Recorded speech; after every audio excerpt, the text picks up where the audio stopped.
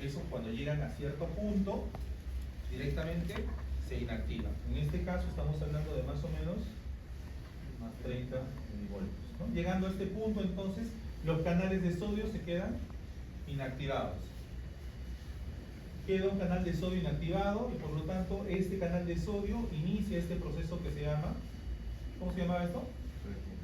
Repolarización, ¿no? Hasta por acá más o menos, cuando está como 40, si no me equivoco, 40 milivoltios, ahí cambia su configuración de sodio inactivado a la tercera fase que vendría a ser sodio, canal de sodio cerrado. Cerrado, inactivado y abierto. Son tres formas de presentarse, ¿no? A partir de aquí entonces, ¿qué tenemos? Sodio cerrado. Entonces, ¿por qué es importante eso? Porque en cada punto vamos a ver cómo repercute el bloqueo de cada uno de estos los medicamentos que vamos a utilizar. ¿Ya? Ya, a ver, avancemos. Sí, vamos a seguir utilizando esta gráfica todavía. Entonces, la miodarona dijimos que trabajaba es nivel 3 y el nivel 3 trabaja aquí. Y aquí tenemos los canales de potasio. Aquí es potasio. Aquí es sodio. Aquí es potasio. Aquí es calcio. ¿Ya? Y aquí, bueno, ingresa potasio. Ingresa cloro y sale potasio. ¿Ya? Es poquito, pero ahí está.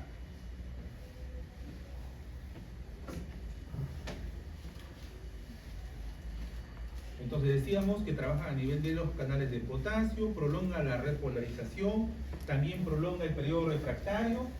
¿Qué más?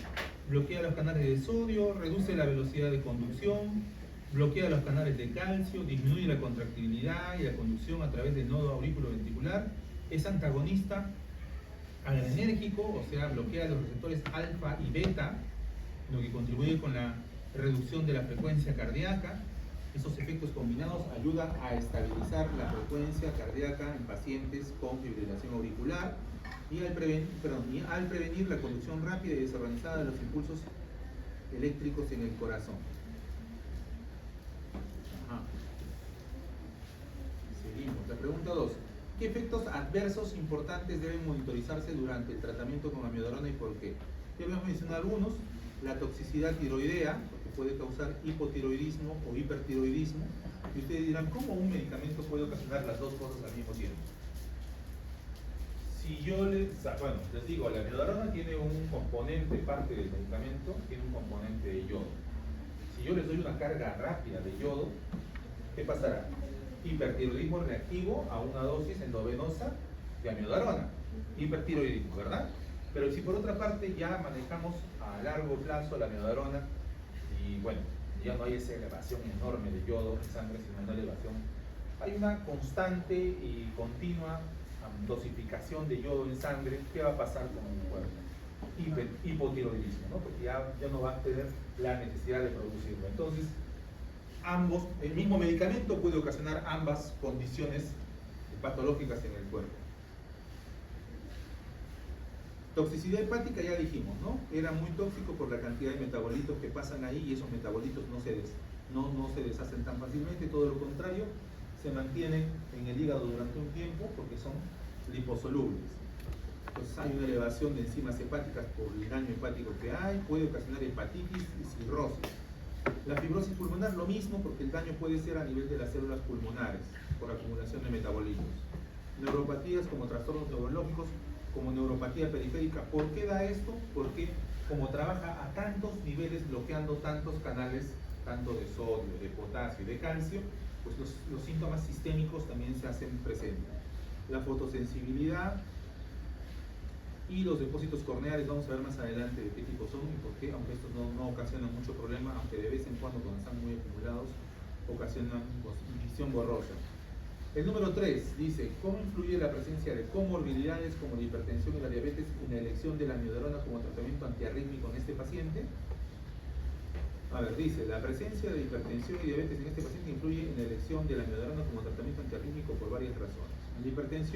La hipertensión es un factor de riesgo para la fibrilación auricular y puede exacerbar la condición. La amiodarona ayuda a controlar la frecuencia cardíaca y prevenir episodios de fibrilación auricular. ¿Cómo controla la frecuencia cardíaca? Por el efecto beta-block. Recuerden que el efecto beta-block, que además es calcio antagonista, o sea, por donde lo veas, disminuye la frecuencia cardíaca. Después, diabetes. Los pacientes diabéticos tienen un mayor riesgo de complicaciones cardiovasculares. La amiodarona es eficaz en el control de la fibrilación auricular, lo que puede reducir el riesgo de eventos cardiovasculares adicionales. Y bueno, hasta ahí lo dejamos, lo de nuestro casito clínico. Ahora sí vamos a empezar con el contenido de nuestro tema. ¿Qué dice? Vamos a ver hoy día aspectos generales, bases fisiológicas, fisiopatología, targets farmacológicos, aunque esto no lo han puesto esta vez, por eso les dije que la clase era más chiquita de lo usual, líneas de tratamientos y fármacos. En esta sesión, por alguna razón, el que elaboró las diapositivas les ha puesto solamente un ejemplo de cada fármaco.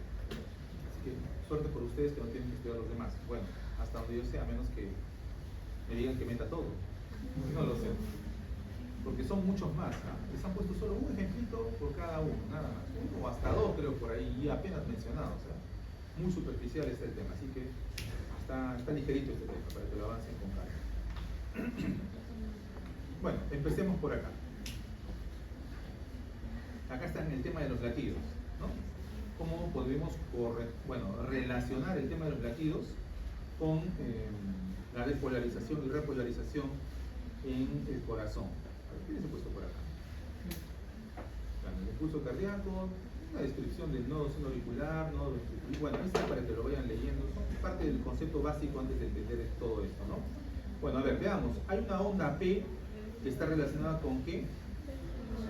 Exactamente, con la despolarización de las aurículas. El complejo QRS, ya, despolarización ventricular. Y el complejo, bueno, no es complejo. Y la onda T, la repolarización. Ya, sencillo, ¿no? Tres elementos indispensables de entender para ver todos los electrodos. Vemos que aquí hay tres cuadraditos, 3,5, que es lo usual dentro de la frecuencia cardíaca de un latido normal. Aquí vemos que solo hay 2,5, ¿verdad? Quiere decir que los latidos están muy rápidos. Aquí hay como 6, quiere decir que esto es una bradicardia, ¿ya? Aquí el latido es irregular, miren, acá hay 2, acá hay como 5, acá hay como 3. Una alteración, en este caso es un latido irregular. Irregular, lento y rápido. Taquicardia, bradicardia. ¿Y esto qué será? Probablemente una fibrilación. Ahora veamos acá qué les hemos puesto por aquí. Oh, por Dios, tanto. Ya. Sí, está un poco cansado con sueño ayer, así que he puesto mucha información, creo. Más de lo que necesitan. Pero ya, pues ahí está para que se diviertan un rato, ¿ya? Ya, vayamos al contenido en sí. Seguramente se acuerdan lo de los nodos. ¿Han visto esto ya en alguna materia antes o no? Sí. ¿En qué? ¿En morfo? ¿Ya llevaron fisio? Sí. Entonces ya más o menos se ubica. A ver, aquí están nuestros nodos, el nodo seno auricular, el nodo aurículo ventricular. Acá están las líneas de conducción. Normalmente inicia el potencial de acción aquí. Este de acá termina estimulando todas las fibras cardíacas de las aurículas y llega al nodo AB, y este pasa por las fibras de His a las fibras de Purkinje y terminan por estimular todo el ventrículo, y luego de eso inicia el proceso de la repolarización. Así suele ser, ¿no? De forma muy resumida todo esto. ¿Quién se encarga de asumir el tema de la despolarización de las células autónomas? Calcio. El calcio, ¿ya? La despolarización tanto del SA como del AB es producto del calcio. Y en cambio, en el resto de las fibras cardíacas, ¿quién se encarga de hacer la despolarización? El sodio, ¿ya? El sodio, despolarización. En cambio, en las fibras autónomas es el calcio. Veamos acá tenemos un latido, en realidad representado en un electrocardiograma, nuestra onda P, el complejo QRS y la onda T. Coincidentemente vamos a ver la importancia de por qué la onda P está aquí. Miren, coincide exactamente con el momento en que hay la despolarización del nodo seno auricular. ¿ya? Esta primera línea es despolarización del nodo sinoauricular. Le dije quién participa acá, principalmente calcio, ¿ya? Calcio. Y luego de eso vemos aquí, esta segunda línea corresponde a la despolarización de la musculatura auricular, ¿ya? Que obviamente coincide pues con el estímulo primario que ha tenido del nodo sinoauricular. Pero veamos que hay un pequeño espacio acá, normalmente de 0,12 milisegundos. ¿A qué se refiere? Bueno, ¿cuál es la diferencia? ¿Cuál es la necesidad de que haya un pequeño espacio aquí para la despolarización del nodo AB? Porque si fuera inmediatamente, o sea, si las fibras llegaran desde aquí hasta acá e inmediatamente siguieran su camino, tanto la zona auricular como la zona ventricular se contraerían casi simultáneamente. Pero nosotros necesitamos que haya un tiempo de retraso, ¿verdad? Para que de esa forma las aurículas puedan impulsar todo el contenido de sangre que está en las aurículas correctamente hasta el ventrículo. Y de esa forma entonces el gasto cardíaco que va a ser progresivo, bueno, producto de este llenado ventricular, sea contundente. Si no permitimos que el tiempo de reacción de los ventrículos sea posterior al de la aurícula se contraería, el ventrículo también, y ambos chocarían, siendo un gasto cardíaco insuficiente, ¿ya? Eso no debería de pasar. Entonces, vemos aquí que hay un pequeño retraso en la estimulación del nodo auriculoventricular, que, pero de todas maneras, todo este pequeño paquete de despolarización inicial de los dos nodos corresponden a la onda P, ¿ya? Ahora, la despolarización ya de la musculatura, tanto de las fibras del Purkinje, del ventrículo y todo lo demás, ya corresponden al complejo QRS, la despolarización. Y ya la parte final, y bueno, que toma su tiempo, vendría a ser acá, la onda T, vendría a ser el proceso de la repolarización. Miren cómo coincide acá en la gráfica que hemos hecho, ¿recuerdan?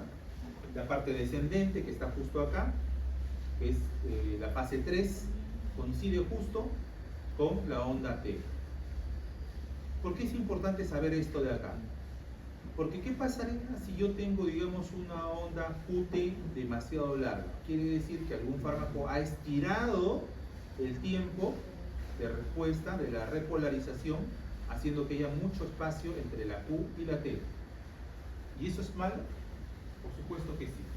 Si la onda QT está demasiado estirada, como vamos a ver más adelante en algunos fármacos que ocasionan eso, hay una condición médica que se denomina, bueno, esto es francés, así que perdonen si no lo pronuncio bien, es torsade de Pointes, o algo por el estilo.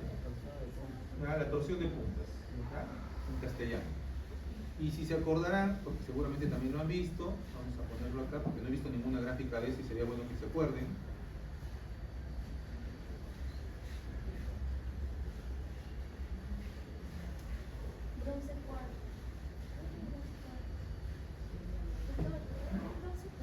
No, torsión de Pointes. Torsades de Pontes. Bueno, he escuchado decir así, un poco feo, ¿sí? Mejor digan torsión de puntas, ¿ya? Antes de pronunciar mal el francés, mejor lo decimos en castellano. Torsión de puntas. Ya, miren, acá hay varios ejemplos. Acá hay uno, aunque vamos a ver un ejemplo que sea así típico. Ajá, este de acá. Ya, obviamente no se presentan así tan perfectos como este, ¿ya? No se presentan tan perfectos. A ver. Digamos que ya sé. Digamos que la presentación real es así.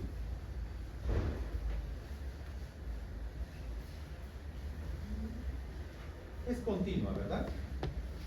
Y digamos que yo utilizo una línea en el medio, como cuando hacemos esas cadenetas para Año Nuevo y lo que sea, o Año Navidad. ¿Qué pasa si yo tomo las dos puntas y empiezo a girarlas? Entonces la parte del medio que está siendo girada va a ser angosta, ¿sí o no? ¿Verdad? Por eso le llaman torsión de puntas, es porque como que el eje principal va girando y se percibe entonces en el electrocardiograma esta variabilidad, ¿no? Por una parte más ancho, más delgado. No quiere decir que acá se esté regularizándose la frecuencia o algo parecido, no, sino que es como si estuviera girando en 3 dimensiones, ¿ya? Sino que como lo vemos en papel, parece pues así bien bonito, ¿no? Los demás ejemplos son la forma más real como lo podemos encontrar. Miren que no es tan perfecto, miren, ¿no? Amplios, más cortos, amplios, aunque un poquito irregulares también, ¿verdad? Aquí también, ¿verdad? Corto, amplios. Entonces, ya para que ustedes se ubiquen, así lo pueden ver en un electrocardiograma, ¿ya?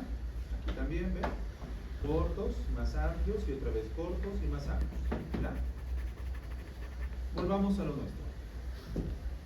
Decíamos entonces, y eso para que se acuerden porque suelen ser preguntas de examen, cuando hay una extensión o una prolongación en la onda QT, existe esta cosa que es la torsión de puntas. Ese es el riesgo importante. A nivel ventricular es importante eso porque puede ocasionar la muerte del paciente. ¿Ya?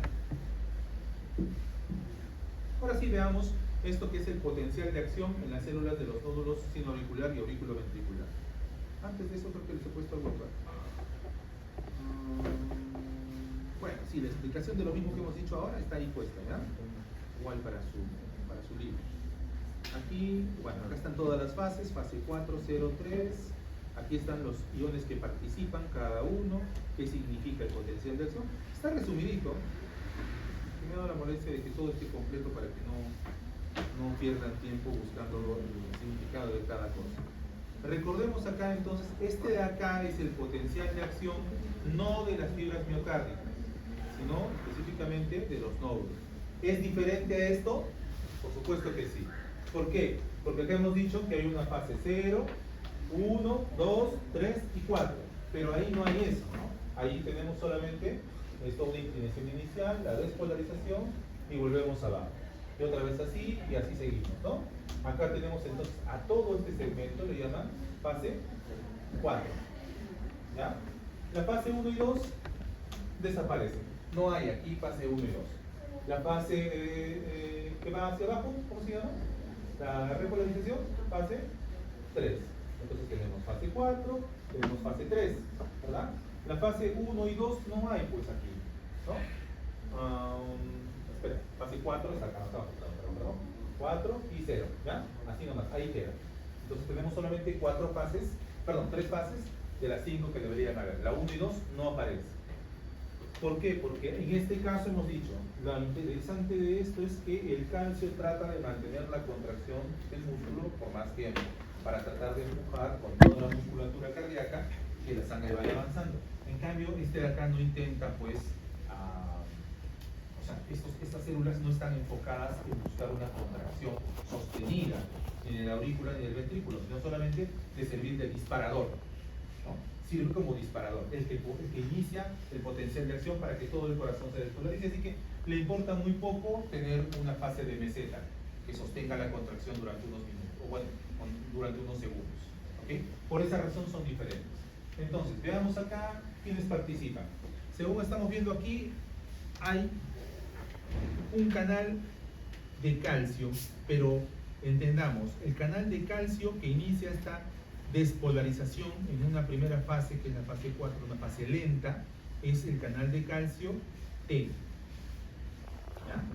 En cambio, el que trabaja a nivel de la fase de despolarización rápida, cuando ya llega al potencial, al umbral, que vendría a ser menos 40, es el canal de calcio tipo L. Son dos tipos. Rápido es el L y lento es el T. El T es de transitorio o algo así, si no me equivoco, o de transición, y el L, si no me equivoco, es large, algo así. L de large, pero algo así es. Acuérdense entonces, L rápido y T lento. ¿Ya? ¿Qué más? El ingreso masivo de calcio garantiza entonces que llegue a un potencial máximo de hasta más 10 milivoltios. En cambio, en la fibra muscular miocárdica hemos dicho que llega hasta más 30, ¿verdad? Otra cosa que más nos llama la atención, acá no empieza como en la fibra muscular, que acá empieza en 90 o en 85, sino acá empieza en 60. ¿Eso qué cosa? O sea, ¿para qué sirve que sea un nivel menos negativo? Para que la despolarización sea más fácil, ¿no? Colabora con una despolarización. Entonces, estas fibras no tienen que sufrir tanto de empezar tan abajo para poder despolarizarse. Basta un pequeño estímulo y se despolariza, ¿no? Ahora, Vamos a ver que también eso es una cuestión curiosa, porque si aparecen otros puntos, otros focos con un umbral de potencial de acción tan bajito en otras partes de la aurícula, entonces pueden aparecer simultáneos o múltiples focos de despolarización, y eso es peligroso, ¿no? ¿Qué más? Luego vemos que en el proceso de repolarización, al igual que en la repolarización de los músculos, bueno, de la parte del miocardio, también trabaja el tema de los canales de potasio. ¿Ya? Sale potasio y entonces empieza a perder las cargas positivas y va descendiendo una vez más hasta que llega a un nivel inferior. Veamos que cuando llega al nivel de menos 60, el potasio que había salido vuelve a reingresar. Hay unos canales de potasio especiales que permiten el reingreso exclusivamente de potasio, más allá de las bombas de sodio-potasio que ya conocemos, ¿verdad? La bomba de sodio-potasio TPasa también la podemos ver acá, porque de alguna forma este potasio tiene que volver para poder salir después, ¿no? Si no, ¿cómo volvería a ingresar en la célula? Tiene que reingresar. Ingresa por canales especiales solamente de potasio y también a través de la bomba sodio-potasio TPasa. ¿Qué más? Ya, sobre eso creo que es suficiente. Ahora sí vamos con todos los canales que hemos mencionado aquí, justamente en nuestra gráfica. Decíamos que el valor inicial podría iniciarse más o menos entre 85, depende de la literatura. Algunos usan 85, 90, incluso algunos mencionan un rango de hasta menos 100. Y acá inicia entonces con el ingreso a través de los canales de sodio. En la fase 0 inicia el ingreso del sodio para aumentar la polarización de membrana. Eso se llama despolarización, ¿verdad? Porque la parte inmediatamente por debajo de la membrana de una célula habitual, que está en este valor de menos 85, normalmente es negativa la carga. Al ingresar bastante sodio, se positiviza y va incrementándose rápidamente hasta llegar a este punto clímax, que es fase 1, que vendría a ser más o menos en 30 milivoltios. Luego de eso, como les dije, hay una pequeña salida de potasio. Acá falta incluir el ingreso de cloro, también hay una pequeña carga de cloro que ingresa, y bueno, esto ya debería ser el inicio para la repolarización, pero un efecto adicional a ello es que el sodio y el calcio en una última instancia tratan de mantener este potencial durante un tiempito más. A esto le llaman meseta, ¿ya? Entonces el sodio trabaja acá y aquí también. Este sodio, hemos dicho que acá cuando llega a este punto, ¿qué pasaba? Se inactivaba. No olvidemos, son dos términos diferentes, aunque pareciera que sí no es lo mismo, ¿no? Una cosa es arriba es inactivo, pero como todo en esta vida, el sodio no es absoluto, o sea, es verdad, la gran mayoría se inactiva, pero todavía quedan algunas que están medio abiertas y que permiten el ingreso de sodio acá adentro, ¿ya? Lo que sí es, la carga más importante para mantener esta meseta no es producto del sodio, sino es del calcio, ¿ya? El calcio es el que garantiza darle un poquito de sostenibilidad a este periodo de meseta.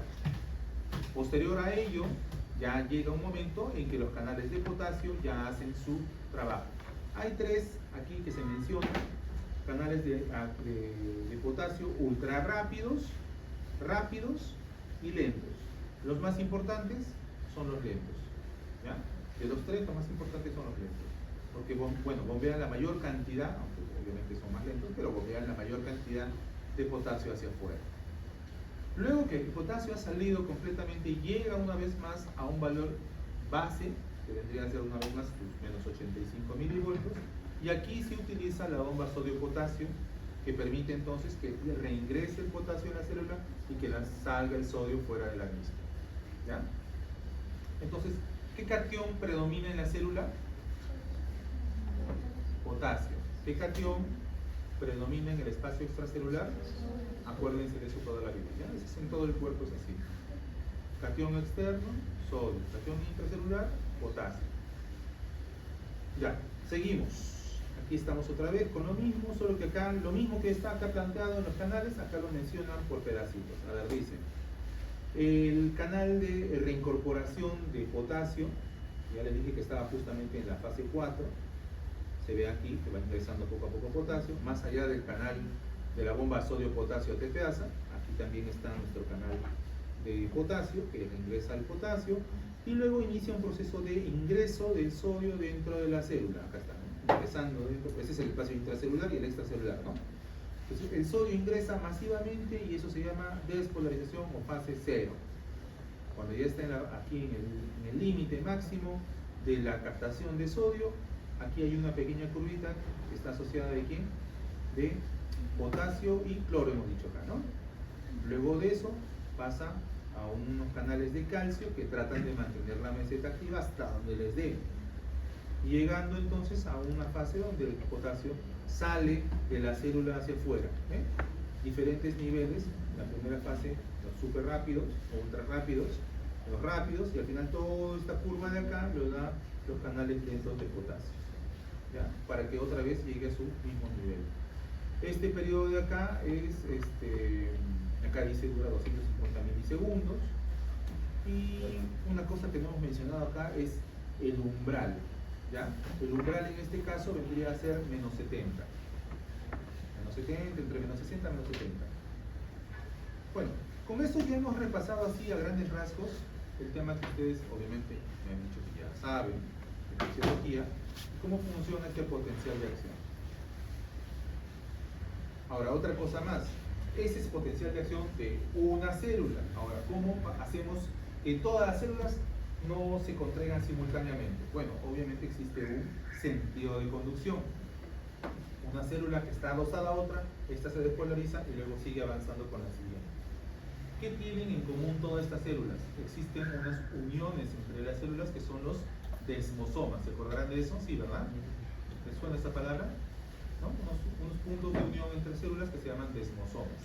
Y unas compuertas entre las mismas que se llaman algo más, pero bueno, gapres. ¿Para qué sirven esas compuertas entre las células? Permiten entonces el paso de sodio y calcio entre las mismas. Si pasa de una célula a otra un poquito de sodio y un calcio, son los que inician el proceso de disparar, ¿no?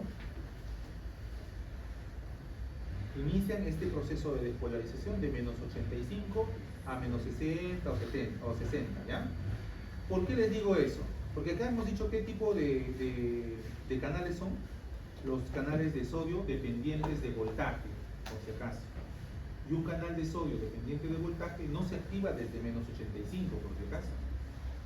O sea, ¿cómo inicia el proceso de despolarización si el canal de sodio dependiente de voltaje inicia en 70?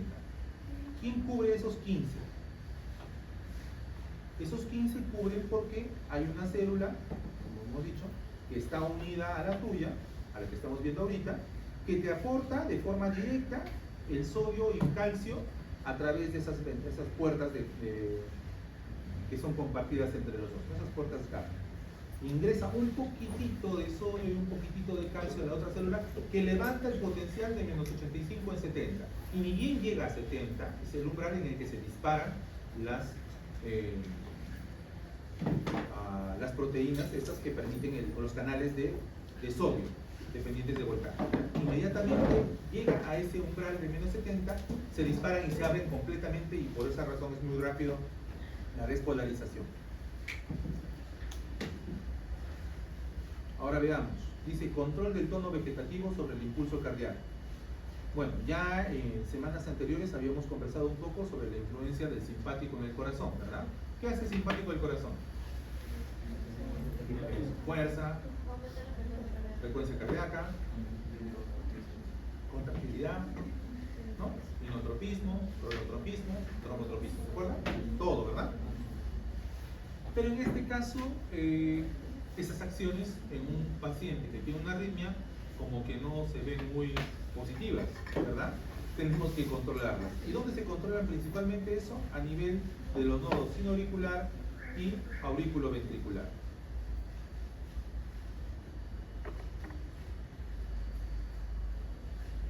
A ver, dice, acá les han puesto un par de cosas más.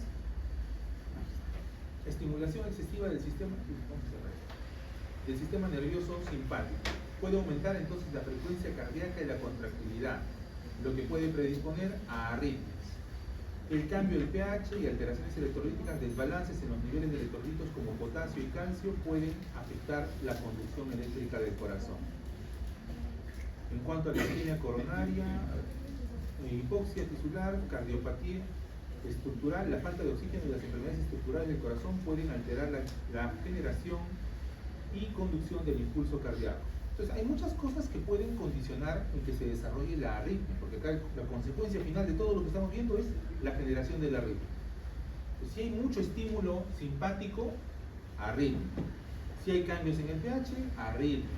Si hay alteraciones electrolíticas, por ejemplo, la hiperpotasemia, ¿verdad? O la hipopotasemia, o hipercalcemia, por ejemplo, entonces puede generar arritmia. La isquemia coronaria, ¿cómo la isquemia podría generar arritmia? Lo que pasa es que el corazón es un órgano cuando está enterito y sanito, permite la conducción sin ningún problema desde la aurícula al ventrículo.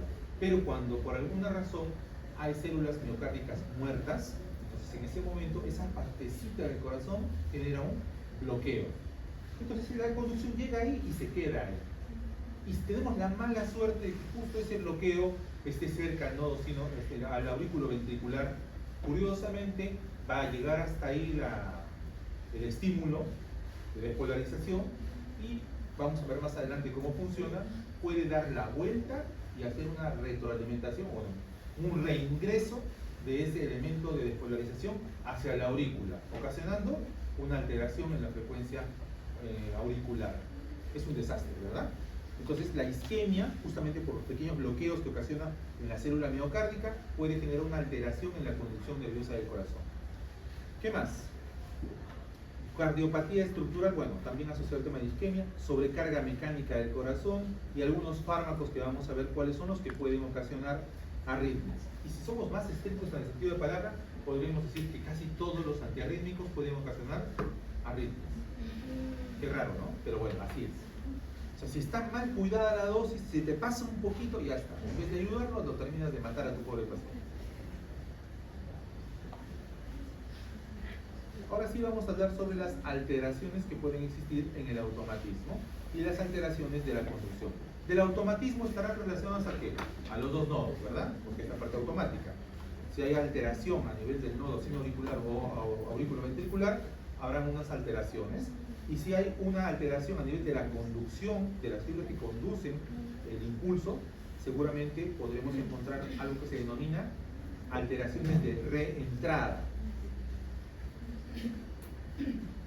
Veamos, lo primero es las alteraciones del automatismo normal cardíaco. Dijimos que niveles de potasio, ya sea hipopotasemia o hiperpotasemia, niveles, bueno, alteraciones como la isquemia, ya hemos dicho cómo funciona el tema de la isquemia para que pueda haber una alteración, activaciones beta-adrenérgicas o el simpático, medicamentos como la digoxina, atropina, que son estimulantes, la acidosis, cambio de pH, distensión de la pared ventricular, que es un efecto mecánico, hacen que el potencial de membrana sea menos electronegativo. O sea, tengo mi potencial electronegativo de menos 60 aproximadamente, ¿verdad? En el sino auricular y en el aurículo ventricular. Dijimos que era menos 60, ¿cierto? Ya. ¿Qué pasaría si, digamos, hay una pequeña elevación? Miren, acá es pequeñita, ¿no? El número 1 dice incremento de la parte de la curva correspondiente a la fase 4. La curva, entonces, en vez de ser un poco más larga y lenta, es un poco más rápida, miren, más cortita. Quiere decir que entonces el automatismo va a darnos una frecuencia cardíaca más, o va a generar un disparo de despolarización más rápido, ¿verdad? Y que sea rápido nunca es bueno, porque genera justamente las taquicardias, las taquiarritmias que vamos a ver más adelante. ¿Ya? Entonces la primera fase se ha cortado entonces este periodo de despolarización inicial, que era la fase 4. Ahora, en el segundo punto dice el potencial umbral es más negativo. Aquí están, ¿cuánto dijimos? Menos 40. Pero ¿qué pasaría si ya no es menos 40, sino es menos, no sé, pues menos 45, así, ¿no? Quiere decir que se ha cortado o ha disminuido el potencial umbral. Y por lo tanto, la despolarización va a ser más rápida también. O sea, por una parte se acortó esto, la velocidad de despolarización en fase 4, disminuyó el umbral, el potencial de umbral de menos 40, menos 45, incluso acercándose a menos 50, y además de eso, todo esto condiciona que haya una velocidad incrementada en el automatismo. Y el último punto dice el potencial diastólico máximo, PDM, potencial diastólico máximo, es más positivo. O sea, ya ni siquiera llega entonces ahora a menos 60, sino queda en menos 50, aumentando considerablemente, o sea, haciéndolo menos electronegativo el potencial de despolarización del sino auricular y del aurículo ventricular. ¿Qué pasaría en este caso? Ya pues, o sea, básicamente se despolariza casi continuamente, ocasionando entonces una fibrilación auricular, ¿no? Un proceso de despolarización tan frecuente ocasiona entonces irregularidades en la frecuencia cardíaca, ¿ya? Pues esos son los elementos que pudieran alterar entonces el automatismo normal cardíaco. Pero no son los únicos, hay unas cosas que se llaman marcapaso ectópico. El marcapaso ectópico es cuando aparece un punto de marcapaso fuera del nodo sinoauricular o auriculoventricular, ¿verdad? En cualquier parte o cualquier célula cardíaca que se despolarice por encima de los menos 55 milivoltios es un marcapaso ectópico. ¿Por qué? Porque hemos dicho que normalmente es a menos 60. Entonces, si por ahí aparece una célula rayada que está con ganas de ser titular y no ser solo un simple parte del músculo cardíaco, entonces va a estimularse con un potencial mucho más bajo de lo usual. Por lo tanto, dice, se reduce la frecuencia del disparo del nodo sinoauricular porque ya no es necesario, no es que no sea necesario, sino que se estimula y hay otro estímulo más y ambos chocan y entonces aparece como si estuviera haciéndolo más rápido de lo usual.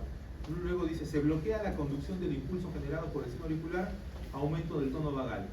Bueno, si ambos estímulos chocan simultáneamente, pueden alterar entonces la frecuencia de despolarización de la parte ventricular.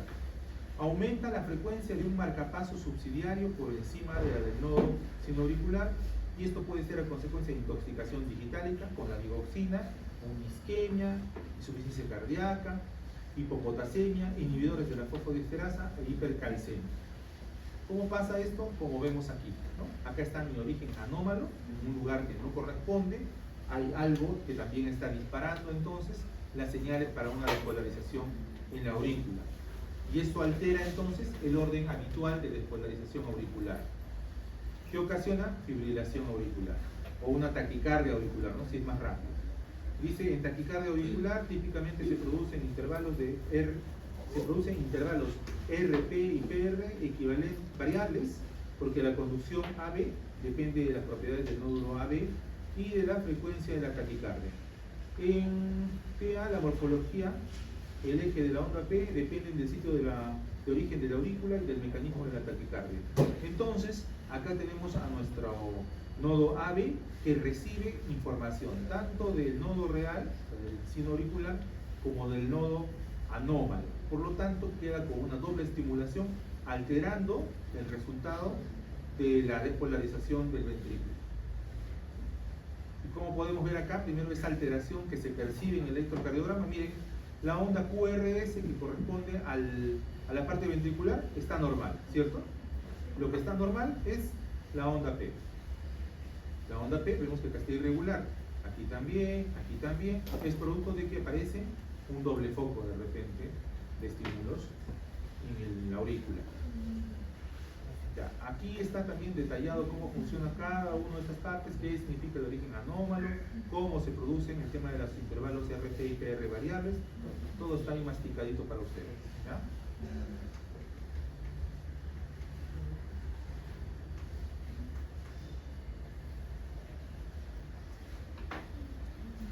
Ahora veamos, dice actividad desencadenada post-despolarizaciones. ¿Qué nos llama la atención acá? ¿Se acuerdan que les dije que había un periodo refractario? ¿Se acuerdan? Periodo refractario. Dijimos que en el periodo refractario absoluto no podía haber despolarización, ¿verdad? Y aquí está, ¿no? La primera parte, periodo refractario, sin despolarización. Pero llega a una parte que ya no es periodo refractario absoluto, sino periodo refractario relativo. En ese momento, cuando el estímulo es demasiado potente, puede generar una segunda onda de despolarización, que se llama postdespolarización temprana.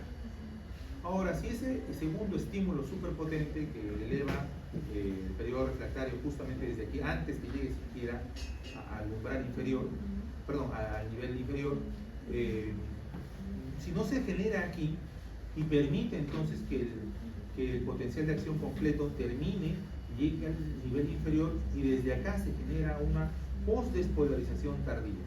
No es igual que mi potencial, porque en este caso es mucho más corto, más breve, pero ocasiona entonces una alteración en el ritmo de la conducción del potencial de acción a nivel del miocardio. ¿Ya? Dice, se debe entonces a oscilaciones en el potencial de membrana, oscilaciones durante la fase 3, siempre es en la fase 3, o potenciales tempranos o precoces como en este caso, y potenciales tardíos como en este caso de acá. Ahora, si quieren saber un poquito más de esto, aquí también está explicado. Ya, por si acaso en inglés, con esto normalmente lo van a encontrar como EAD o DAD, ¿ya? Al temprano early y el otro es, bueno, posterior tardío.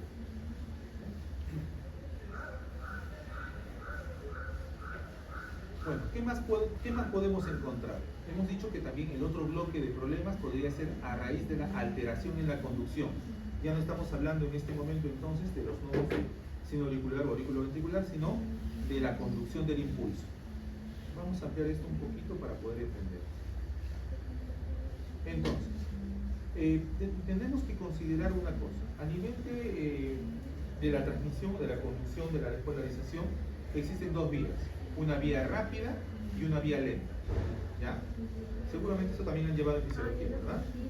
¿Ya? La vía rápida tiene, bueno, a ver. La vía rápida demora en estar operativa nuevamente, es una forma de decirlo, ¿no? Digamos que esta fuera la vía rápida y esta la vía lenta. La lenta la he puesto así, para que lo entendamos.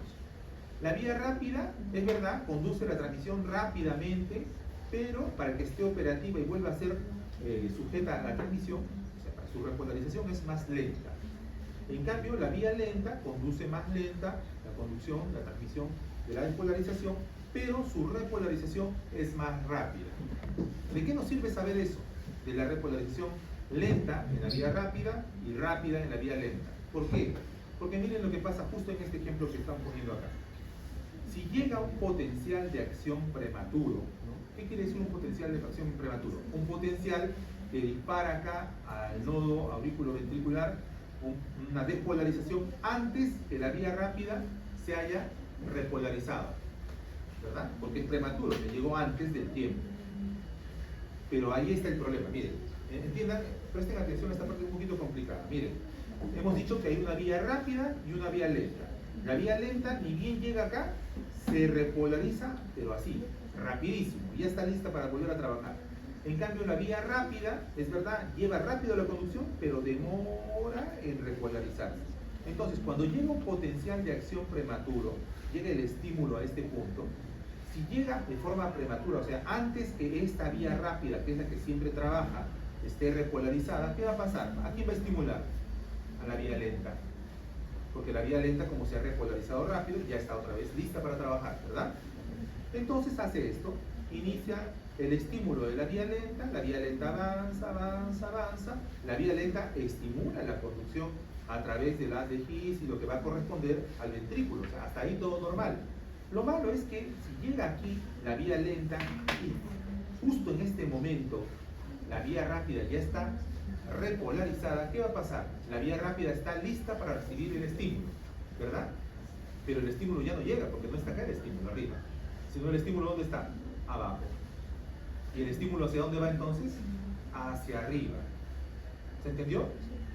Grave, ¿no es cierto? Porque solamente por haber adelantado un poco el potencial de acción hace que la vía lenta sea la que tome la iniciativa, termine de avanzar en forma lenta, pero le dé tiempo a esta cosa, a la vía rápida para que se repolarice y ya está lista para ser excitada, pero lamentablemente la excitación viene de abajo para arriba, generando un reingreso del potencial de acción. Qué grave, ¿no? Entonces, por esa razón, en vez de ir solamente hacia abajo, va también hacia arriba. Y eso genera taquicardia por reentrada nodal. O sea, el mismo a nivel del nodo genera otro estímulo que va a generar que se sobreestimule la aurícula y por lo tanto tenemos taquicardia. En taquicardia por reentrada nodal típica, la conducción anterógrada por la vía auriculoventricular lenta y la conducción retrógrada por la vía rápida. Esta es la vía rápida que les dije, ¿no? Esta de acá es una conducción retrógrada, o sea, va hacia arriba otra vez, entrando una vez más hacia la aurícula.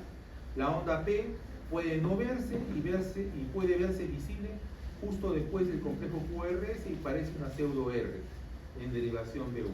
O sea, básicamente acá miren la P ya está mal planteada, no se ve porque se ha alterado la conducción normal. ¿Ya? Esa parte de repente costaba un poquito entender, pero ya espero que lo hayan entendido.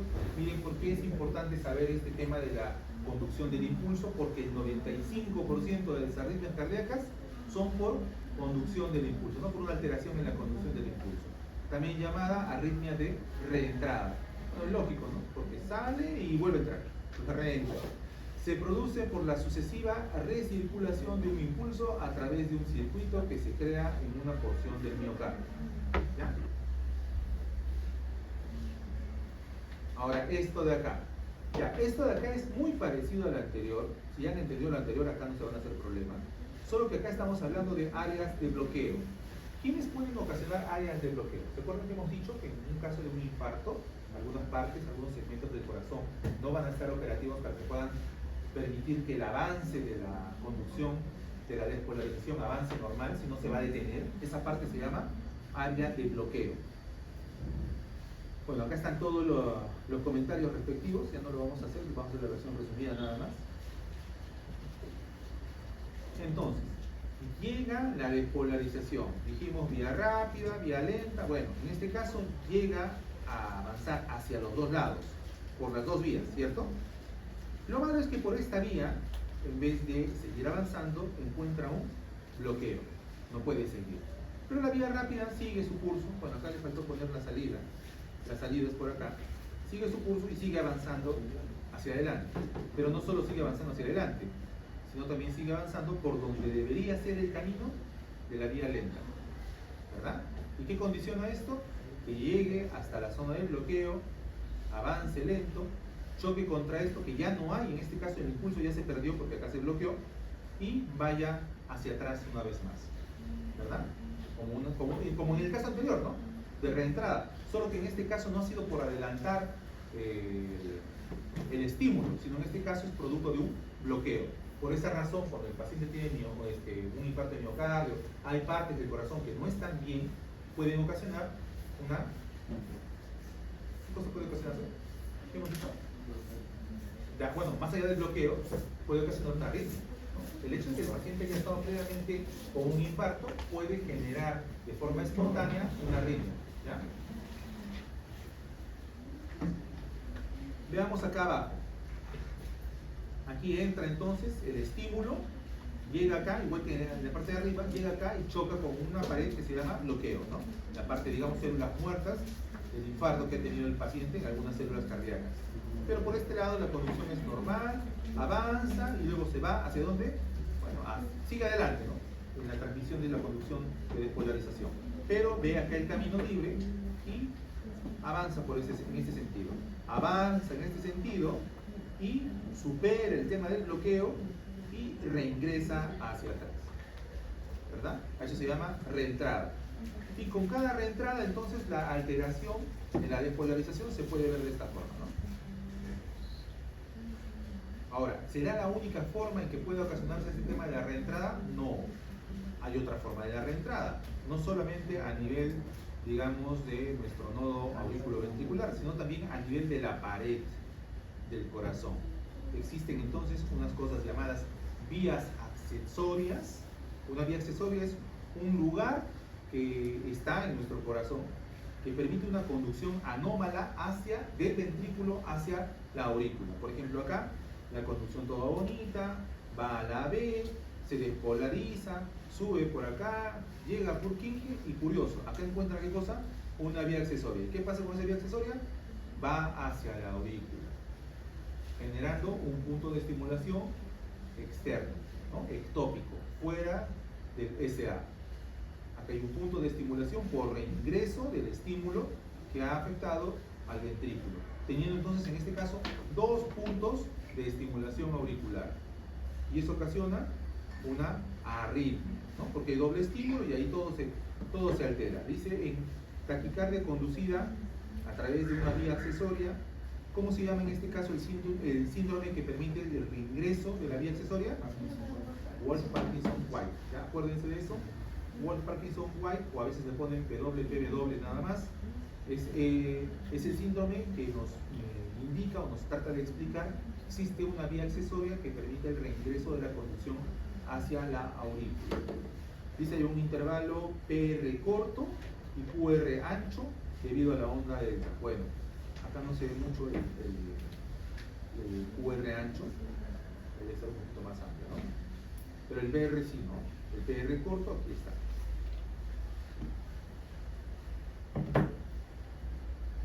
Ahora, dice, se debe tratar solo las bradicardias mal toleradas o aquellas que cumplan con criterios de inestabilidad. O sea, todo paciente que llegue con bradicardia debe ser tratado. No todo paciente. O sea, bradicardia no es un tema que amerite tratamiento a menos que tenga cualquiera de estas 4 condiciones. La frecuencia cardíaca menor de 40 latidos. O sea, si llega un paciente con 50 frecuencia cardíaca, ¿lo tratarán por bradicardia? ¿Lo tratarán de estimular? No, lo dejas tranquilo. Peor, más mal le vas a hacer con todos los medicamentos que podrías utilizar, así que lo dejas tranquilo. Ya cuando la cosa se pone fea, por debajo de 40, ya amerita pues tratamiento. Bradicardia sintomática, o sea, que sea reactiva, digamos, a alguna condición como algún medicamento o alguna alteración neurológica, sí se requiere que sea tratado. Bradicardia con el QSR ancho, ya vamos a ver qué significa eso, ¿no? Porque hay una alteración a nivel de los canales de conducción de sodio y de potasio que permiten que el QRS sea ancho. En ese caso sí, seguramente es por un problema, un desequilibrio electrolítico. En este caso que tenemos, la presión arterial sistólica que sea menos de 90. Que ustedes van a encontrar pacientes así, ¿no? ¿Quiénes son los que tienen normalmente frecuencia cardíaca baja y la presión sistólica baja también? Exactamente, ¿no? La gente deportistas de alto desempeño, su presión arterial es bajísima, ¿no? Es 90-60 van a encontrar. Para ellos es normal, ¿no? Y la frecuencia cardíaca oscila entre 50, es normal para ellos. ¿Ya? Entonces, si encontramos estas alteraciones y hay alguna posibilidad de que por alguna razón esto no sea producto de una situación de ejercicio, porque si el paciente obviamente es deportista, uno dice, bueno, sí, es aceptable, ¿no? Pero ponte que sea un paciente gordito, sospechoso, algo está pasando, no creo que sea porque iba a trabajar, o sea, el gimnasio el último día, ¿no? Es demasiado para que vea tanta alteración en un paciente que no demuestra signos de un estado físico muy superior al promedio. Acá también está, lo mismo, ya, solo que les he puesto acá los síntomas. En caso de que hubiera una bradicardia sintomática, es un paciente que llega con mareos, con síncope, con fatiga. En el caso de una frecuencia cardíaca, bueno, bradicardia severa, ¿qué más he puesto por acá? Ya, el QR ancho también dice que es por un bloqueo de rama. Claro, cuando hay un bloqueo de rama también, ¿no? Ya. Seguimos. ¿Qué se puede utilizar en esos casos? ¿Ya? Si solo quiero estimular la frecuencia cardíaca en un paciente con bradicardia, utilizo atropina. Pero si el paciente ya se nos puede dar más allá, se ha hecho un paro, utilizo adrenalina. ¿Ya? La atropina, ¿cómo se da? 0,5 miligramos endovenoso, en bolo. Y bueno, para una bradicardia sinusal, si no hay respuesta, se puede seguir dando más y más hasta llegar a hasta 3 miligramos máximo. Y en todo caso, va a requerir seguramente, para poder mantener ese nivel de respuesta cardíaca, va a requerir un marcapaso externo transcutáneo, ¿no? Se le ponen los electrodos y algo que vaya estimulando el corazón hasta que, bueno, tenga la intervención de forma definitiva. ¿Qué más? La adrenalina, por otra parte, se utiliza en caso de paro cardíaco. Y además de eso, no solo adrenalina, sino también el masaje cardíaco, hasta que se pueda hacer una electrocardiografía. ¿Ya? Estimulación con eléctrica. Aquí está a simple vista un súper resumen de lo que son los diferentes tipos de arritmias. La fibrilación auricular, ¿en qué consiste? En que haya múltiples puntos de estimulación en la aurícula. Múltiples puntos de estímulo donde parten entonces señales de despolarización.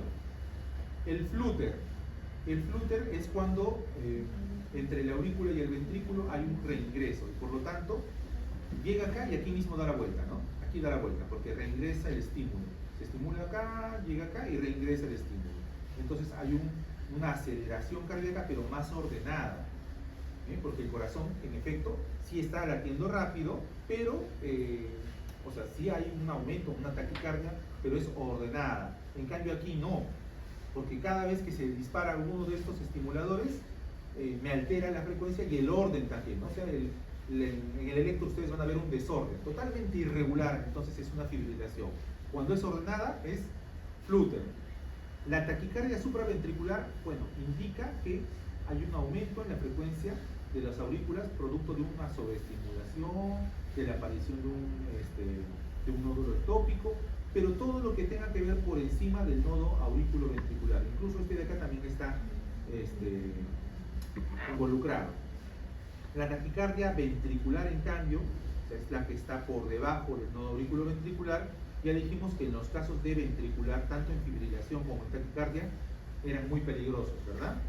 El paciente, en este caso, no va a tener el gasto cardíaco adecuado, no va a impulsar adecuadamente la sangre fuera del corazón y el paciente va a morir. Estas son emergencias cardíacas. Imagínense que es una fibrilación auricular y empieza el ventrículo a disparar estímulos de despolarización a lo largo de toda la parte interna. Jamás se va a contraer lo suficiente como para impulsar la sangre. Basta con que inicie este proceso de fibrilación auricular y el paciente fallece, ¿ya?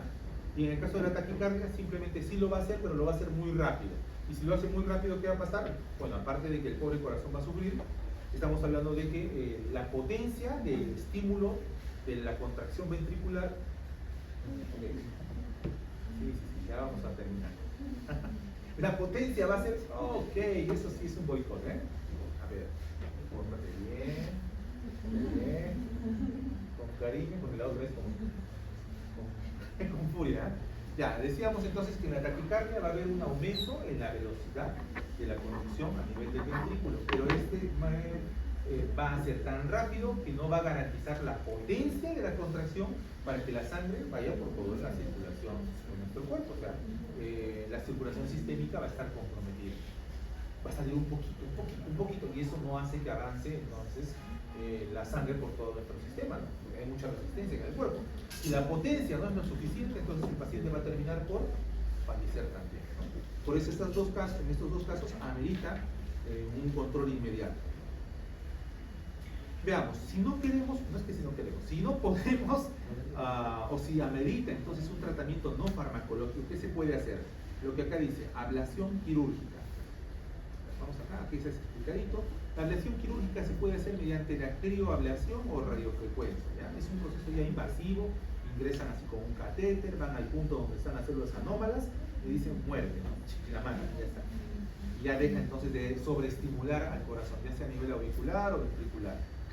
Los otros métodos son ¿no? El método eléctrico, que es la desfibrilación implantable, y el marcapasos. Aquí está la desfibrilación implantable, aquí está explicadito, y el marcapasos también, ¿ya? Para que ustedes lo lean con calma, porque eso no es tema de fármaco en realidad.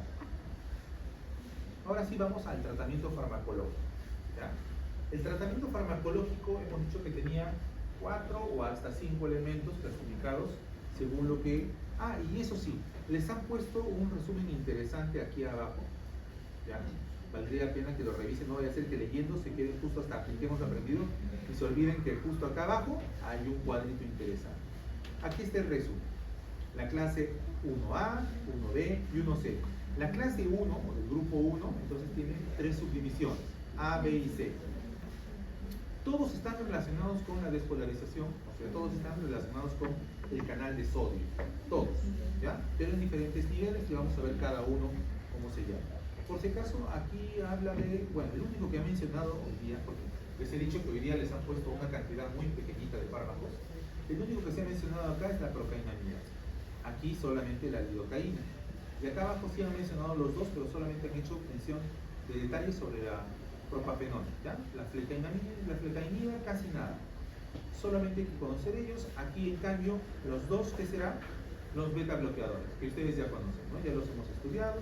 Los más comunes acá están el atenolol, el esmolol y el propanolol.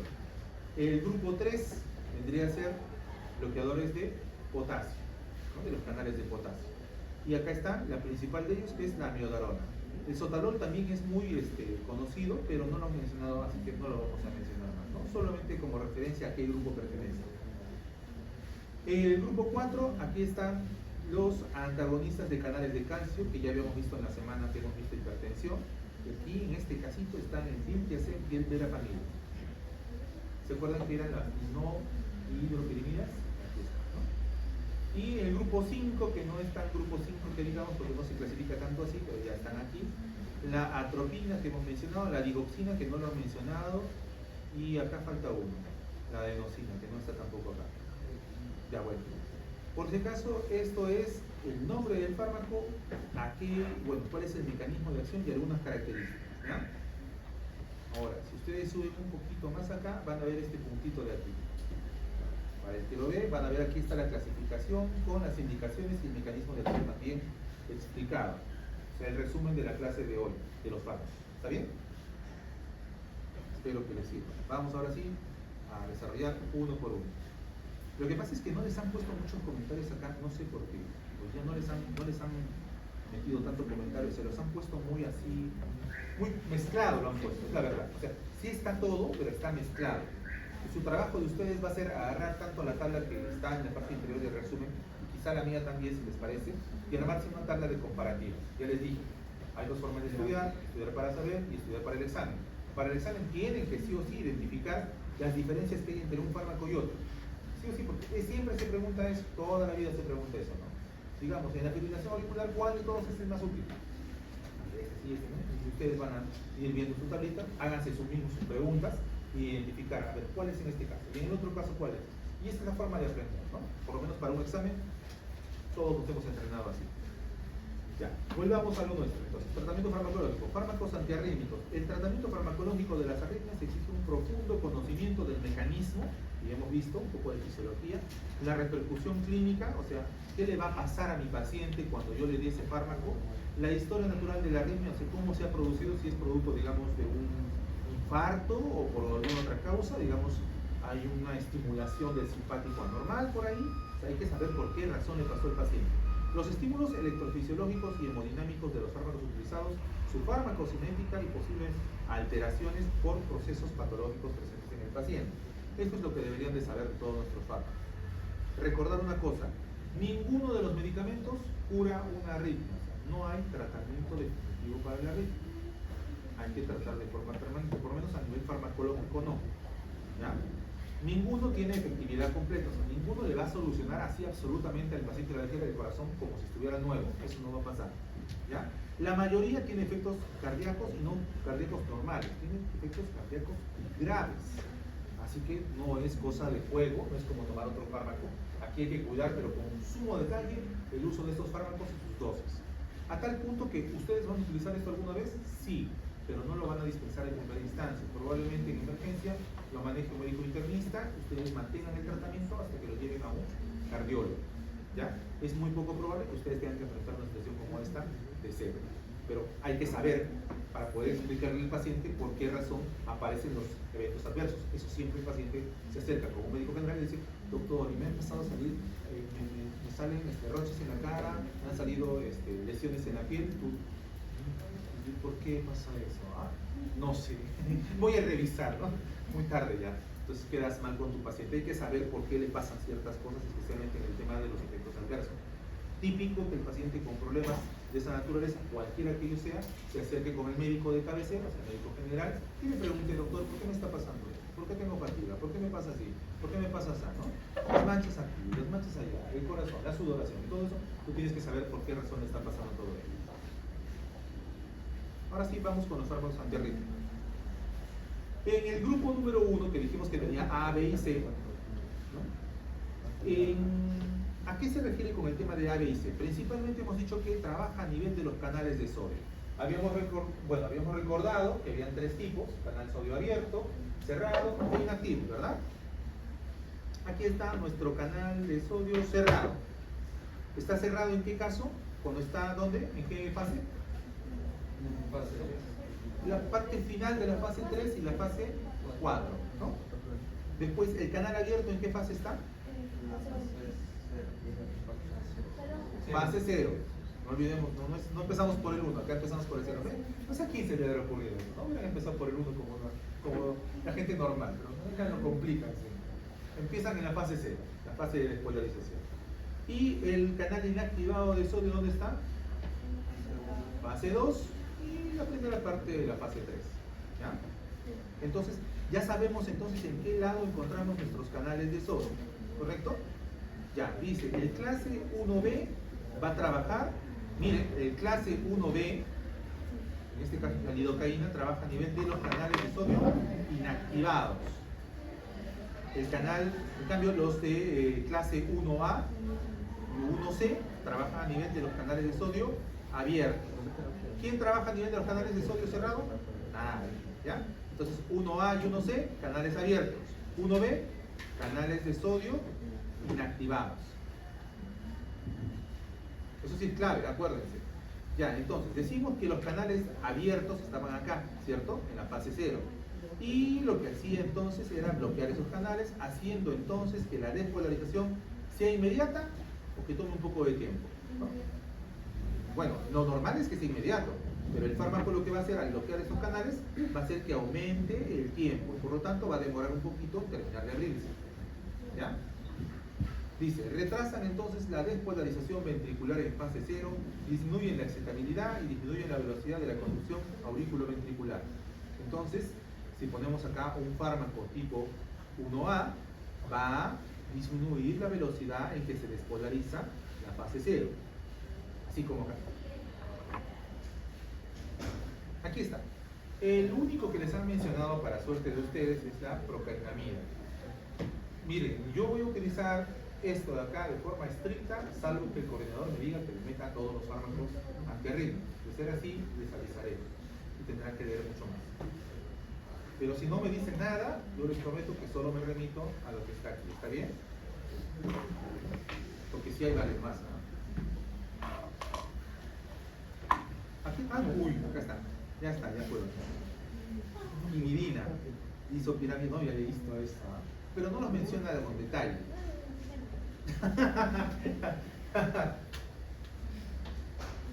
Ya, sale. Ya se pasa, ustedes ya.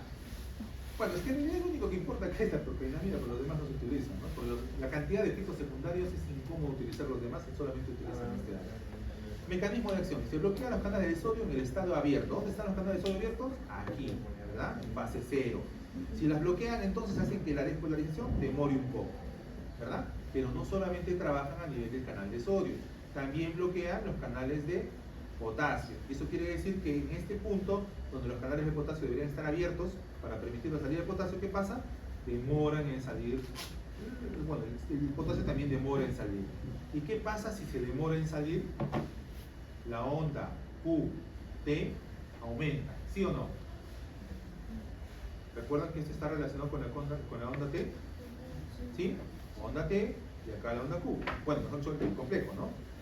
Pero acá se dice onda QT aumentada. ¿Y se acuerdan de qué cosa pasaba cuando la onda T se aumentaba? Es un síndrome. Ah, exactamente.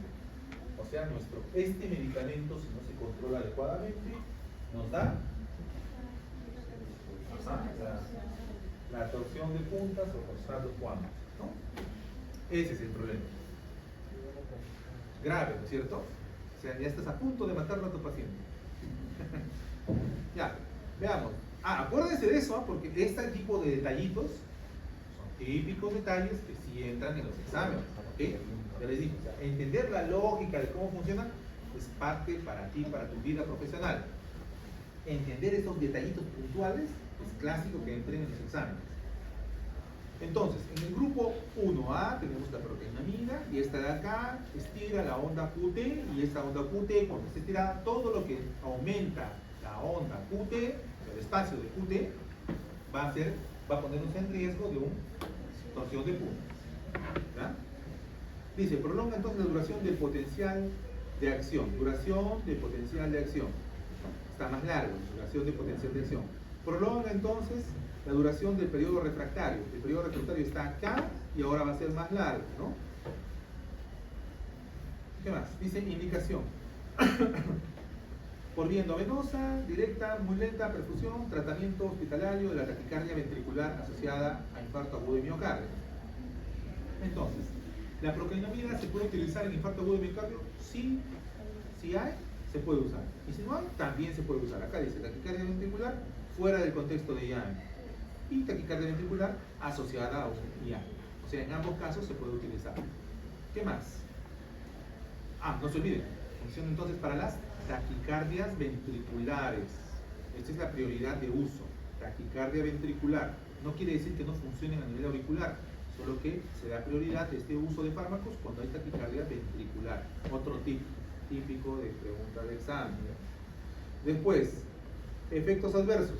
Aquí está la cosa interesante. Miren, por vía oral, dice que hay un metabolito activo que prolonga entonces el BP, la duración del potencial auricular ventricular. Aquí está. Entonces, tú pones. Específicamente en pacientes con nefropatías. Vamos a ver por qué las nefropatías pueden hacer que haya este cuadro en particular. Lo que pasa es que hemos hablado hace un momento que hay metabolitos activos. Los metabolitos permiten la acumulación del fármaco. Y si su excreción es a nivel de los riñones y el paciente tiene un problema renal, ¿qué va a pasar con ese fármaco? Se va a acumular. Y si se acumula, ¿qué va a hacer con mi onda Cute? La va a estirar más. Y por lo tanto, es un candidato para que me haga este cuadro. Qué loco, ¿no? Ya. Sí, está bien que sepan eso. No voy a hacer que algún profesor por ahí les pregunte, expliquen por qué la nefropatía facilita la aparición de la torsión de puntas. Podría ser. Ya saben cómo explicarlo ahora. Reacciones de hipersensibilidad. Miren, el síndrome dice similar al lupus eritematoso. ¿Qué es el lupus eritematoso? Una enfermedad autoinmune. Perfecto. Entonces quiere decir que este medicamento podría también generar podría disparar en nuestro cuerpo una reacción autoinmune similar a la del LES. Entonces, ¿qué cosa va a tener el paciente? Va a tener síntomas iguales a la del LES: fatiga, cansancio, malestar, ¿no? Incluso lesiones a nivel de la piel. Si yo suspendo el medicamento, ¿desaparecerán los síntomas? Inmediatamente, garantizando entonces que es un LES reactivo a procainamida. ¿Ya?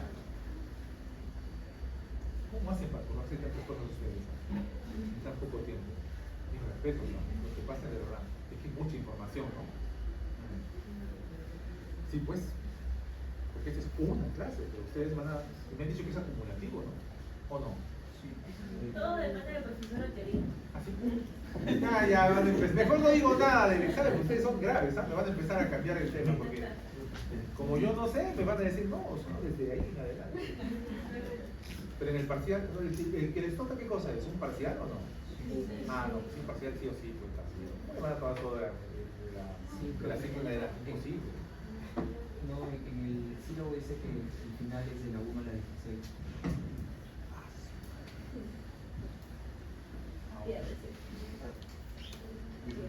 Les voy a mandar todas mis bendiciones para que aprueben ese examen.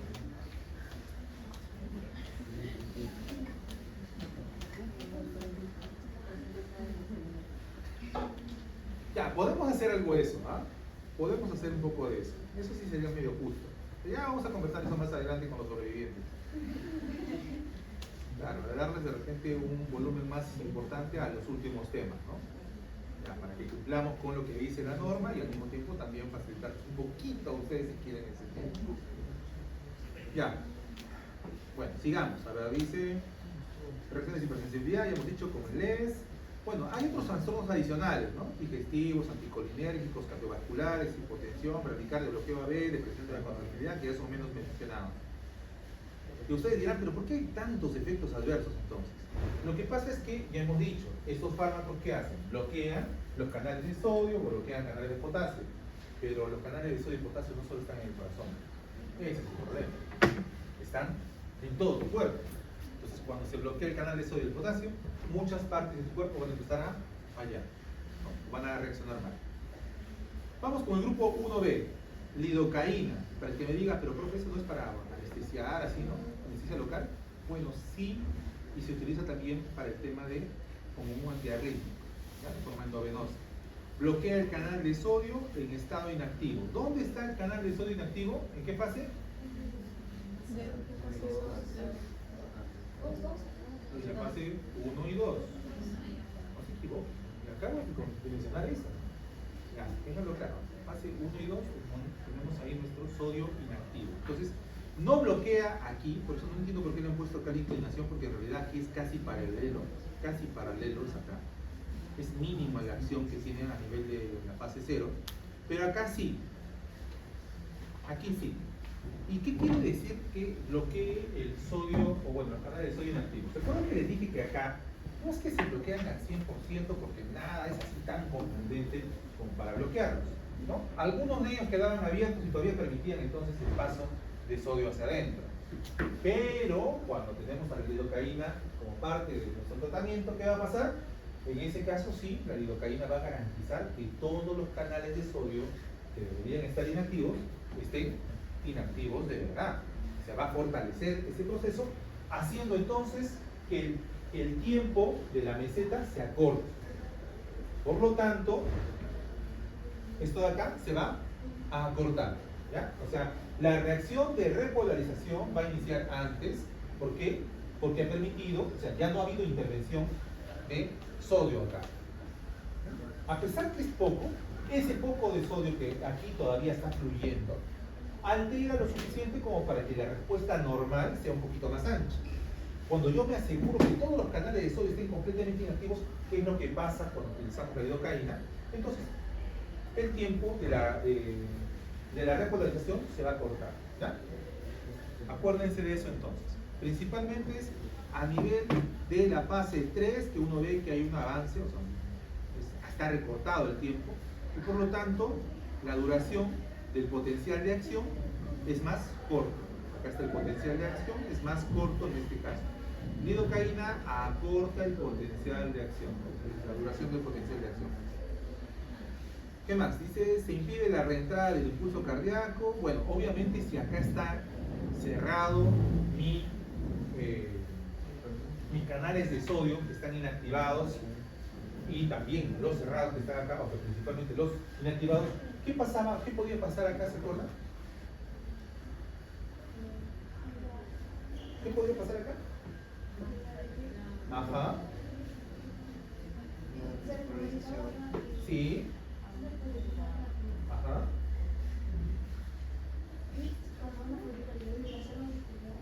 Ya, entonces en este caso, decíamos, el periodo refractario absoluto podía sobreestimularse, ¿se acuerdan? Ya, pero si yo tengo a mi lidocaína que está garantizando que los canales de sodio inactivados se mantengan así bien cerrados, entonces es muy poco probable que acá pueda surgir un tipo de arritmia producto de una despolarización inmediata. ¿Ya? Tanto la despolarización inmediata como la atrasada, ninguna de las dos es, bueno, no es que es imposible, ¿no? Pero esto colabora para que no haya entonces una reentrada del impulso cardíaco en este nivel y haya una despolarización inmediata. ¿Ya? ¿Qué más? Perfil terapéutico. Ahora sí, vamos a ver para qué sirve. Dice, su eliminación implica un importante aclaramiento hepático. Entonces tiene eliminación, bueno, tiene un metabolismo hepático. También dice, tratamiento de las arritmias ventriculares que resultan de infarto agudo de miocardio. Recuerden otro detalle importante. Casi siempre la primera elección cuando tengan un paciente con infarto agudo de miocardio va a ser lidocaína. Se utiliza principalmente en pacientes que tienen infarto agudo de miocardio. ¿Cuándo más? Cuando un paciente está siendo operado, utilizan para evitar la fibrilación o problemas de arritmias, utilizan lidocaína. ¿Ya? Cuando hay toxicidad por digoxina y en casos de cateterismo cardíaco. En estos son elementos importantes para el uso de fármacos. Efectos adversos sobre el sistema nervioso central, bueno, como la mayoría de los demás, visión borrosa, desorientación, somnolencia y convulsiones. Y eso es de los que tienen menos efectos secundarios importantes. Vamos con el grupo 1C, propafenona y flecainida. Ya, ¿qué vemos acá de raro? Quiere decir que estos señores se aferran con mucho más especificidad a los canales de sodio. y son mucho más fuertes. Miren, es tan potente su reacción que realmente postergan mucho, o sea, hacen que se vuelva mucho más lenta la despolarización. ¿Ven? A diferencia que los demás estaban por acá, ¿no? Cerquita, por aquí nada más, apenas nos tocaban o demoraban un poquito la despolarización del sodio. En este caso hay un marcado retraso en la despolarización en la fase 0. Esa es su principal acción, ¿no? Dice, son fármacos que más bloquean los canales de sodio en estado abierto. Sodio en estado abierto, fase 0. Y los de salida de potasio. Bueno, acá sí faltó que se estirara un poquito más, ¿no? Acá deberían salir un poco más. A dosis altas también inhibe la corriente de calcio. Bueno, ya es el colmo, si se nos pasa la mano. Propagenona retrasa la conducción en los tejidos de respuesta rápida, aurículas, ventrículos, aurículo ventricular, bueno, dice acá, haz de His y Purkinje. Plequenida, principalmente a nivel de haz de His y fibras de Purkinje. ¿Cuáles son los efectos adversos? Dice que este tipo de fármacos son los que presentan mayor incidencia de arritmias. O sea, estos, es verdad, si se manejan adecuadamente, controlan arritmias, pero si no, pueden ocasionar arritmias. Taquicardias ventriculares, especialmente en pacientes con patología cardíaca. Aumento de la mortalidad en pacientes con infarto de miocardio. ¿No? Y aparte de que dan efectos adversos como digestivos y neurológicos. Cosa seria entonces, ¿no? Si no lo manejas adecuadamente, en vez de solucionar el problema, te genera taquicardias ventriculares. Y hemos dicho que las taquicardias ventriculares son buenas o malas. Muy malas, ¿verdad? Todo lo que es ventricular es muy malo. Porque esto aumenta la mortalidad en los pacientes.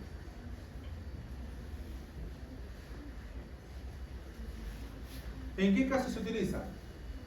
Ya, esto también acuérdense, ¿eh? Clásico, taquicardia paroxística supraventricular. ¿Ya? Los 1C, taquicardia paroxística supraventricular. Fibrilación auricular, flúter paroxístico, taquicardia paroxística por fenómenos de reentrada que afectan a los nódulos de AB y las vías por vías accesorias, como en el caso del síndrome de Wolff-Parkinson-White. Luego también a las arritmias ventriculares, extrasístolis ventriculares sintomáticas, taquicardia ventricular. Se administra endovenosa, en perfusión continua e intermitente solo en situaciones urgentes, el bolo al menos de 10 minutos. Acá hay un consolidado de lo que hemos mencionado anteriormente. Primero, los efectos de los antiarrítmicos de la clase 1A. El 1A hemos dicho dónde funciona, principalmente en fase 0, canales de calcio, pero no tan potente, ¿verdad? La expresión es un poco débil. Luego, en los canales de potasio, muy bien. En cambio, los antiarrítmicos de clase 1B, ¿en qué trabajan? A nivel de exactamente. ¿Sí? Sodio inactivo, que bueno, no sé por qué lo han puesto muy arriba, debería ser un poquito más abajo. Y los antiarrítmicos de la clase 1C, claro, están acá, ¿no? Fase 0. Canales de sodio. ¿No puede repetirlo desde clase 1A? Ya, aquí trabajan a nivel de sodio abierto, canales de sodio abierto, pero no son tan, o sea, no bloquean completamente, o sea, no son tan potentes, ¿no? Relativa es su relación con ellos. Miren, por esa razón, el retraso en este proceso de despolarización no es muy potente, es un poco. ¿Ya? Luego, a nivel de los canales de potasio, y dijimos por esa razón que el 1A era peligroso porque aumenta el QT, ahí está. En cambio, el 1B dijimos que ¿a qué nivel trabajaba? Canales inactivos de sodio, ¿cierto? En cambio, el 1C, ¿cómo era? Aquí sí hay una relación mucho más fuerte con los canales de sodio abiertos, ¿verdad? En la fase 0, haciendo que la despolarización sea mucho más lenta que incluso con el 1A. Pero también un poquito afecta en esta porción la repolarización, aumentando ligeramente, no mucho, pero aumenta ligeramente el QT. ¿Y eso es bueno o malo? Malo, porque eso da ¿qué cosa? Acuérdense, QT aumentado es noción de punto. ¿Ya? Les estoy diciendo, pregunta de eso es típico, no hay examen en el que no haya algo de esto, por si acaso, ¿ya? Siempre está eso. Tampoco no hay muchas preguntas que estén de acá, así que esta es una pregunta clásica, toda la vida, ¿ya? Aquí están los resúmenes que vienen acá. En este caso, el QRS está ancho, porque obviamente se ha bloqueado la despolarización. En este caso, el QRS no se ha afectado porque no afecta a los canales de sodio abiertos, sino aquí afectó a los inactivados. Por lo tanto, no se percibe variación, excepto acá, que más bien gracias a haber afectado a los canales inactivos, que acá debería haberlo puesto un poco más abajo, hace que la repolarización sea un poco más rápida, ¿verdad? Quiere decir que acorta más bien el QT un poco. En este caso sí, ¿no? El QRS ampliamente aumentado en su tamaño, porque pues está afectado a este nivel, y también la repolarización ha aumentado en tiempo, por lo tanto se ve un QT incrementado en tamaño un poquito, ¿verdad? Entonces aquí el QT muy aumentado, aquí solo un poquito, pero eso quiere decir que el 1A y el 1C podría generarlos la torsión de puntos. Grupo 2, ya aquí sí ustedes son unos expertos, ¿verdad? Grupo 2 es los beta blocks. Los beta blocks que hemos visto, la activación usual de un beta 1 a nivel del SA, ¿qué hace? Aumenta la despolarización, aumenta la frecuencia cardíaca, ¿cierto? Aumenta la conducción también, ¿no? Aumenta la velocidad de conducción y aumenta la frecuencia cardíaca. Eso es lo que hace el beta 1. Y en cambio lo que nosotros vamos a utilizar es beta blocks, ¿no? El antagonista beta, ¿qué es lo que hace? Bueno, lo contrario. Simplemente estira un poco más la frecuencia, bloquea el tono simpático en exceso a nivel de los dos nodos y por lo tanto puede aparecer esto, ¿no? Una automaticidad que es un poquito más aumentada, en tiempo. Ahora, por otra parte, este tipo de cosas, que aumentes o sea, que aumentes el tiempo de automatización, ¿qué puede ocasionar? Estos dos que hemos dicho, ¿no? EAD y DAD, ¿verdad? Es una alteración a nivel del periodo refractario. A ver, aquí está. Las postdespolarizaciones tempranas y las postdespolarizaciones tardías, ¿ya? Entonces, si escuchan algo de postdespolarizaciones, acuérdense de qué, de los beta blockers, ¿ya? ¿Cuáles son los fármacos que están involucrados acá? Propanolol, atenolol, metoprolol. Su administración en las primeras 24 horas post-infarto reducen arritmias, el área de infarto y la incidencia posterior de muerte súbita, administración de intravenoso de un bolo lento o de perfusión intermitente en fase inicial. Cuando se indica arritmias supraventriculares rápidas, fibrilación auricular, flúter auricular, especialmente en las reentradas en las que participa el nodo auriculoventricular y las arritmias ventriculares. Miren, para que se acuerden todo esto, esto es una locura, si lo van a leer así directamente. Háganse su tabla, pongan toda esta lista de arritmias y a ver cuál ataca cada una para que se puedan acordar. Si no, no se van a acordar porque de acá les puedo asegurar que van a salir un montón de preguntas. De lo que vienen a ser arritmias, sí o sí te van a preguntar las indicaciones. Y como todas se parecen, ¿cómo vas a hacer para acordar? Haz tu tabla comparativa. La única cosa, ¿eh? Antiarrítmicos del grupo 4. Estos son los bloqueadores de canales de calcio. ¿Se acuerdan cuáles son los bloqueadores de canales de calcio? Verapamino y diltiazem. Eso ya lo hemos visto en qué. ¿Sí o no? Verapamino y diltiazem. Curioso que acá no les han puesto casi nada de detalle sobre los fármacos, así que por lo menos en esa parte están salvados. Pero lo que sí les han dicho para qué sirven, y ahí es donde podemos sacar muchas preguntas, ¿ya? A ver, dice, disminuye la velocidad de conducción auricular. Bueno, cuando hablamos de un fármaco que es bloqueador de calcio, obviamente estamos hablando de que enlentece todo, ¿sí o no? ¿Verdad? Disminuye velocidad de conducción, aumentan el TR por el tiempo, ¿no? Reducen la frecuencia del disparo, o sea, va a ser más lenta la estimulación del nodo SA. Su efecto es mínimo sobre la velocidad de conducción y el PR ventricular. O sea, a nivel ventricular no hay mucho, no impacta mucho. ¿Está indicado cuándo? Cuando hay arritmias supraventriculares, flúter o fibrilación auricular, taquicardia supraventricular por reentrada paroxística, incluido el síndrome de WPW. ¿Hasta qué hora es esta clase? 7:40. Vaya, todavía hay tiempo. Estamos terminando también, ¿ah? Ya, a ver, ¿qué dice acá? Efectos sobre el nódulo sinoauricular. Ajá. Ya, este es interesante, miren. Antiarrítmicos del grupo 2 y del grupo 4 casi tienen los mismos efectos. Los del grupo 2, ¿qué son? Beta bloqueadores. Los del grupo 4, calcio antagonistas. Ambos tienen efectos muy similares porque en ambos casos lo que hacen es enlentecen todo lo que es la frecuencia cardíaca, la conducción, la misma cosa, ¿verdad?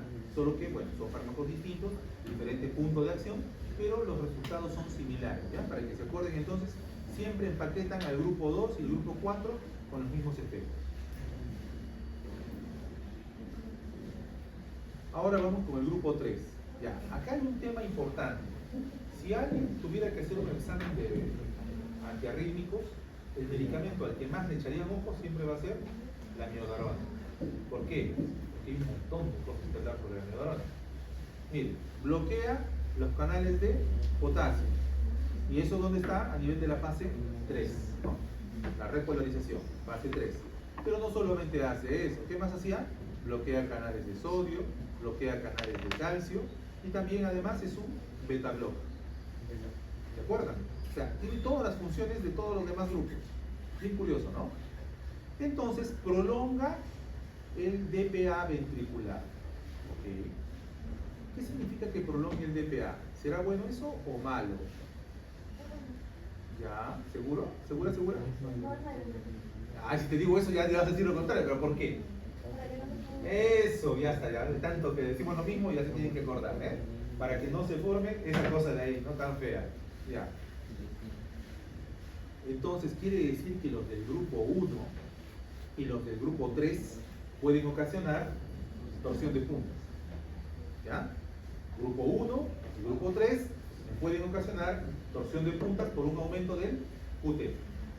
O también le pueden decir, para no decir aumento del QT, pueden decir un aumento del DPA. ¿Ya? Un aumento en la duración del potencial de acción. O sea, si lo que debería ser así, ahora es mucho más ancho. El hecho que sea ancho lo hace peligroso porque nos puede dar una torsión de puntas.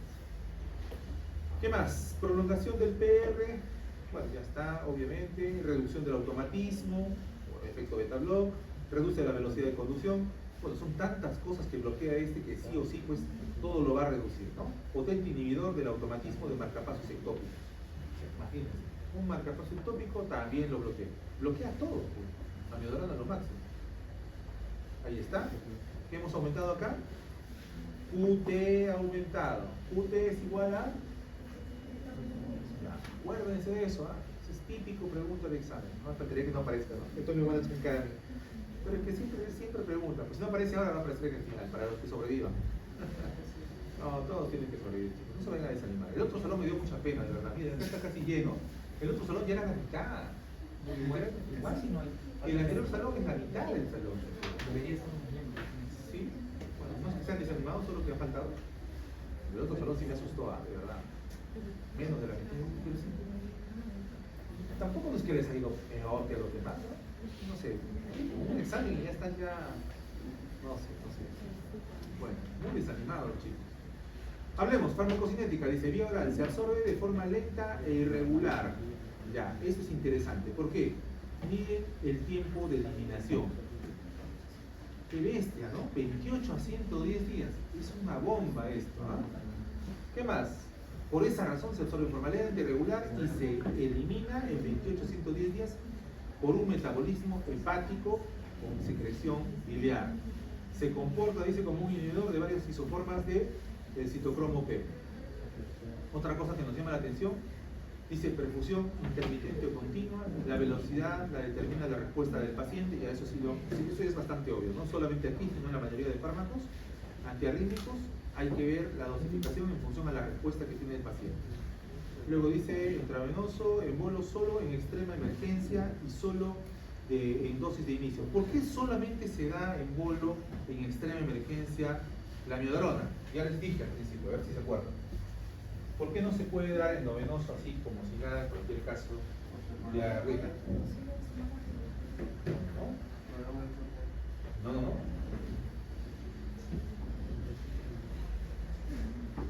Les dije que había un componente que es parte de la amiodarona.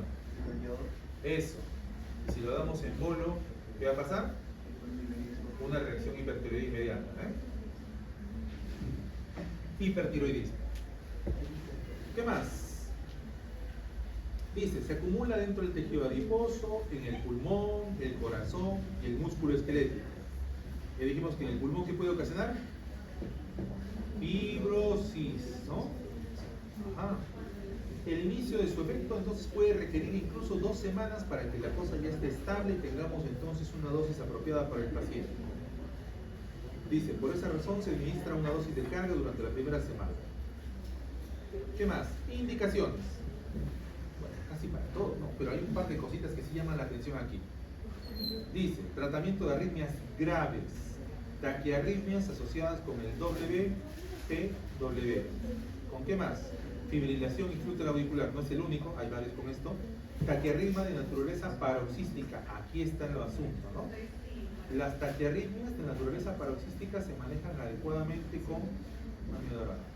Taquicardia supraventricular, taquicardia nodal y ventricular, fibrilación ventricular. Los efectos adversos, ya los hemos mencionado al principio de la jornada. Eczema, que es la versión más suavecita, lesiones a nivel del epitelio. La versión más compleja vendría a ser ya pues esto, ¿no? Que es el síndrome de Stevens-Johnson. ¿Han visto alguna vez el síndrome de Stevens-Johnson? ¿Sí? Vamos a poner una fotito ya para que se queden traumados. Digo para que se acuerden para toda la vida.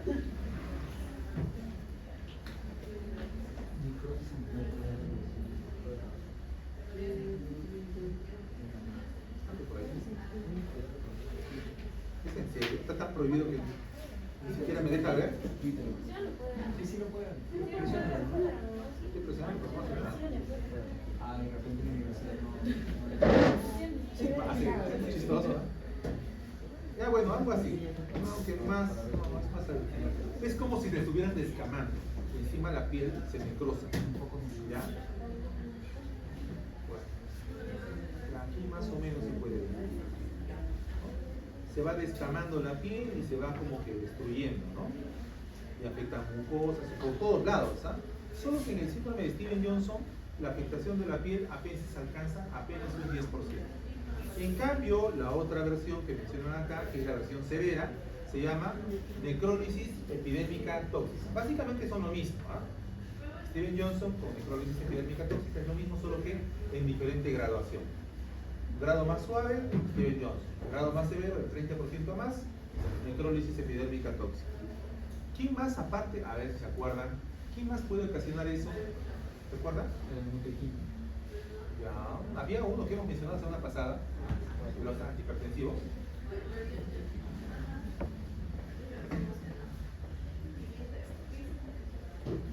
No les voy a decir.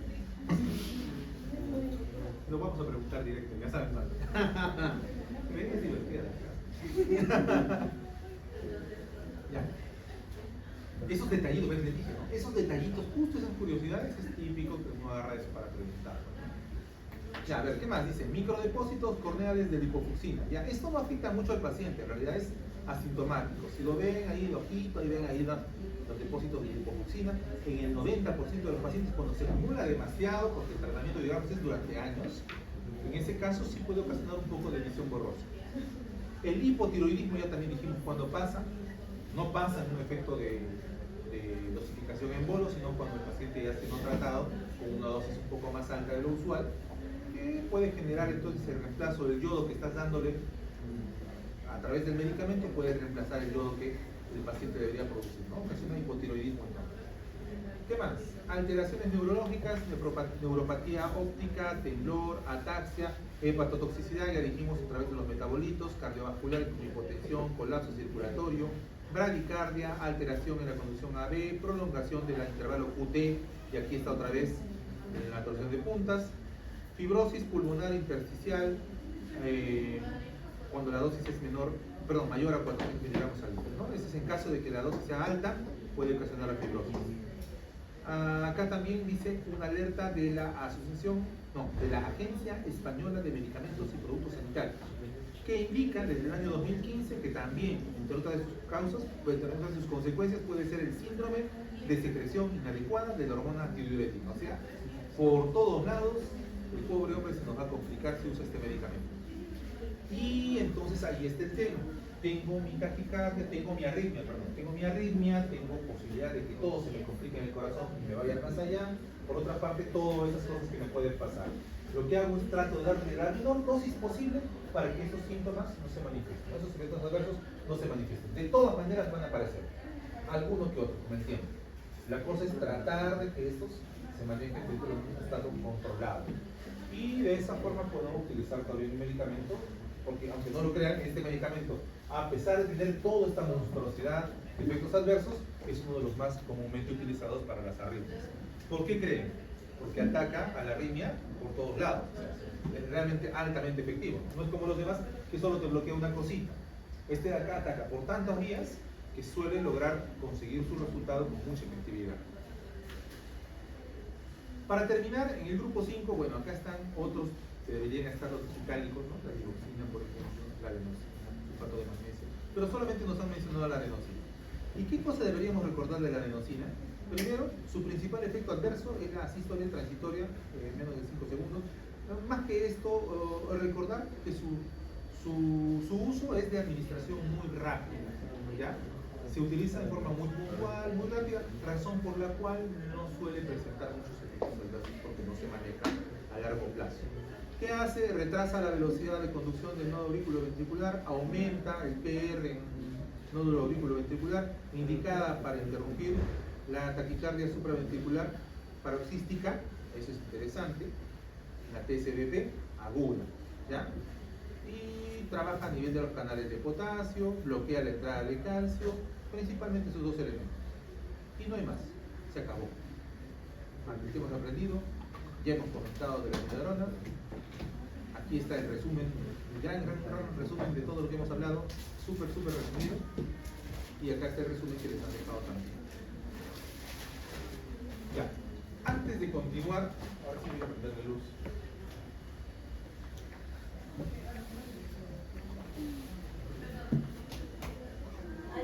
Por Dios, sí, ya veo vampiros son, ¿no? Sol, ya. Vamos a recordar un par de cosas. La próxima semana tenemos paro. ¿Paro? No, feriado. Lo siento, así que también hay otro paro, creo, en estos días, ¿verdad? Sí, tengo que también programar mis alumnos de esos días. Consideración, por favor. Literalmente dicto 10 materias diferentes. 10 materias distintas dicto. Y tengo más de 1000 alumnos, así que sí es pesado. Así que se me cruzan a veces las cosas. Con ustedes es el feriado. Y estamos, queda, bueno, no es que en absoluto, pero la mayoría de ustedes